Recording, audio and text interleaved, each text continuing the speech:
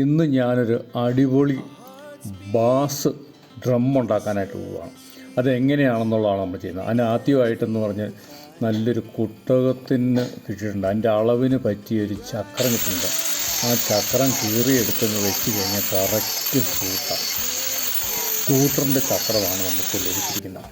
ഈ ചക്രമാണ് സൂട്ടാകുന്നത്. അത് നമ്മൾ ഭംഗിയായിട്ട് കീറിയെടുത്തിട്ടുണ്ട്. ഇനി നമ്മൾ കുട്ടകമൊക്കെ എടുത്ത് വെച്ചിട്ടുണ്ട്. ഇനി നമ്മളത് രണ്ടും ഉപയോഗിക്കാം.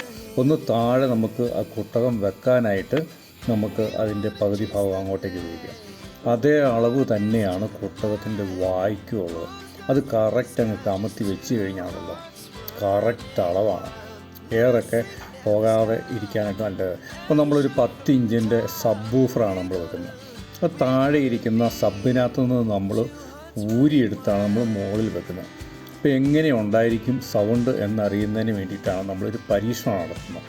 അപ്പോൾ ഇതിൻ്റെ പരിപാടികളൊക്കെയാണ് നമ്മൾ ചെയ്തുകൊണ്ടിരിക്കുന്നത്. അതിന് സ്പീക്കർ താഴെ പോകാണ്ടിരിക്കാൻ വേണ്ടിയിട്ട് നമ്മൾ ആദ്യമേ അതിന് ചെറിയൊരു കവറിങ് ആയിട്ടുള്ളത് നമ്മൾ ഫ്ലൈവുഡിൻ്റെ കട്ട് ചെയ്ത് വെച്ചിട്ടുണ്ട്.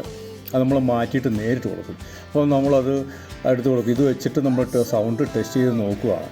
അപ്പോൾ അതിനേക്കാളും ഇച്ചിരി ഭംഗിയായിട്ട് എന്ത് ചെയ്യുക, ആ സ്പീക്കർ ആ ടയറിൻ്റെ അതിൽ കൂട്ടി നമ്മൾ ശരിക്കും കെട്ടി ഉറപ്പിച്ച് വെച്ചിരിക്കുകയാണ്. അപ്പോൾ നല്ല സീൽഡ് പോലെ നല്ല ചേർന്നിരിക്കുകയാണ് ഇപ്പം. അപ്പോൾ ശകലം പോലും എയർ പോകാത്ത രീതിയിലായിരിക്കും. ഇപ്പോഴാണ് കറക്റ്റായിട്ട് സൂട്ടായിട്ടിരിക്കുന്നത്. അപ്പോൾ ഇതങ്ങ് കൊണ്ടുപോയി വെച്ച് കഴിഞ്ഞ് കഴിഞ്ഞാൽ കറക്റ്റ് സൂട്ട് എങ്ങനെയാണുള്ളൊരു പെരുമ്പറ കൊട്ടുന്ന സൗണ്ടാണ് ഇനി കേൾക്കാനായിട്ട് പോകുന്നത്. ഇത്രയും വലിയ ഒരു ഡ്രം ആയതുകൊണ്ട്, ചെമ്പിൻ്റെ ഡ്രമ്മാണ്, ഇത്രയും വലുതായതുകൊണ്ട് നല്ലൊരു ഭയങ്കര ബാസാണ്, ഒരു നടുക്കമാണ് വരുന്നത്. അപ്പം ഇതിനകത്ത് എയർ ഹോളൊന്നും നമ്മൾ പിടിപ്പിച്ചിട്ടില്ല. ഇതിൻ്റെ ടയർ ആയതുകൊണ്ട് ഇതിൻ്റെ പവർ കൊണ്ട് ഇത് മുന്നോട്ടാണ് ഇതിൻ്റെ തള്ളൽ വരുന്നത്. ടയറായിട്ടുള്ളത് എയറിൻ്റെ തള്ളൽ. ഡയഫ്രം പൊട്ടുമെന്നറിയില്ല. തുടർന്ന് നമുക്ക് കേൾക്കാം.